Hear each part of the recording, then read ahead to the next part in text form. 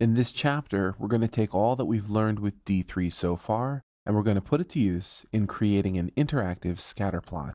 Now, what you see before you is a customer survey that our fictional company Donut Mogul conducted. Now, this survey took into consideration the customer's age, which is on the x-axis, and asked them to rate their donuts from a scale of 1 to 5, 1 being the lowest rating, 5 being the highest. They rated 4 different donuts, and so very, very faded out are the different data sets plotted on one chart. We haven't done that before, and so that's something that we'll cover. Now, the chart is interactive. It takes advantage of the web as an interactive medium, and so when we hover our mouse over a data point, it highlights the entire data set. At the top of the screen, you see the name of the donut.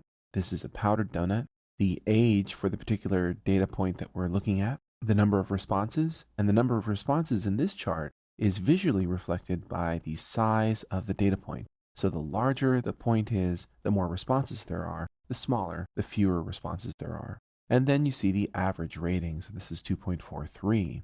Now we have multiple data sets, and all we need to do is move the mouse over one of the points in order to highlight the data set. Sometimes the data sets overlap, like for instance here at the age of 46. This point here has lots of different points, and that's okay. What we'll get there is the topmost data set. Now there's some other features here that are very subtle that we haven't gone over. If you look at the y-axis, you'll notice that the ticks extend a little bit more to the left, and that's because the data points here are pretty big. And so we want to make sure that data points don't interfere with the labeling of the y-axis. As well, the x-axis features some numbering whereby the distance between the numbers is 7, and so we'll go over how to do some special axis formatting to do that.